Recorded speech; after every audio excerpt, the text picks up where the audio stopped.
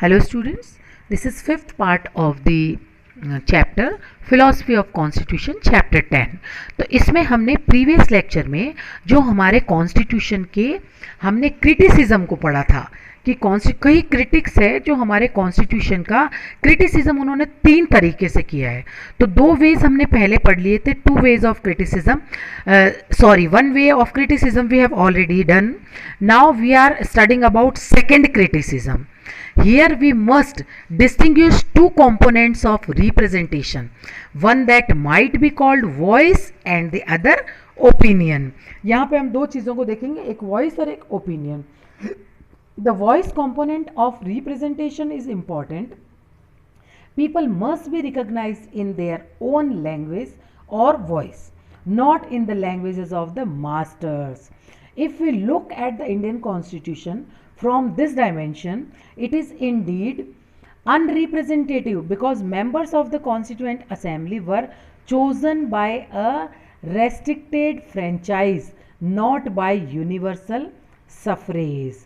तो ये जो हमारे कॉन्स्टिट्यूशन को जिसने बनाया था, वो जो हमारे कॉन्स्टिट्यूएंट असेंबली के जो मेंबर्स थे, उनको यूनिवर्सल सफरेज के आधार पर नहीं चूज़ किया था, उनको चूज़ किया था रेस्ट्रिक्टेड फ्रेंचाइजीज के basis पे।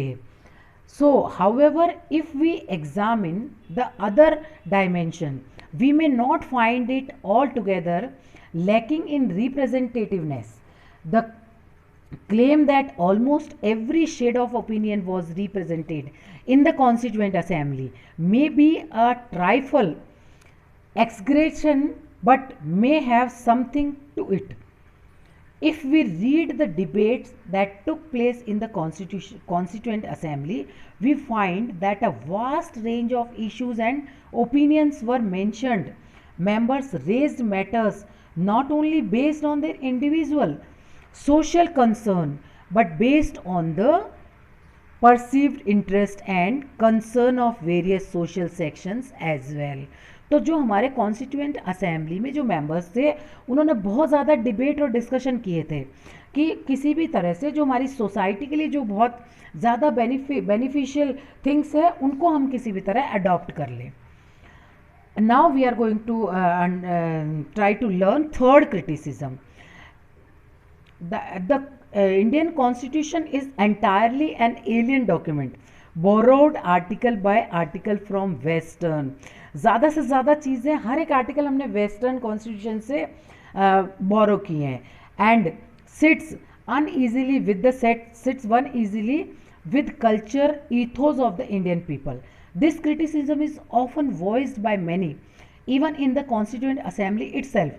There were some voices that echo this concern. बहुत सारे लोगों का जो क्रिटिक्स वॉइसेस थी, उन्होंने इस बेस पे क्रिटिसाइज़ किया था कि सारे के सारे जो आर्टिकल्स हैं वो किसी न किसी वेस्टर्न कॉन्स्टिट्यूशन से लिए हैं। तो क्योंकि हमने वो वेस्टर्न कॉन्स्टिट्यूशन से लिए हैं, तो ये हमारे कल्चर के साथ मैच नहीं हो पाते हैं। So now this is our last topic, the limitations of the Constitution. First, the Indian Constitution has a centralised idea of national unity. Second, it appears to have glossed over some important issues of gender, justice, particularly within the family. Third, it is not clear why in a poor developing country certain basic socio-economic rights were relegated to the section on directive principle rather than made an integral feature of our fundamental right. तो यहाँ पे हमने देखा कि constitution के limitations क्या क्या थे। तो यहाँ से हमने देखा था कि ये टोटली जो है नेशनल यूनिटी पे बेस्ड नहीं था, और एक तरह से ये हमारे कॉन्स्टिट्यूशन में थोड़ा सा जो डिस्क्रिमिनेशन है वो अच्छे से उनको ओवरकम नहीं कर पाए थे। So this was all about for today's lecture. Thank you children.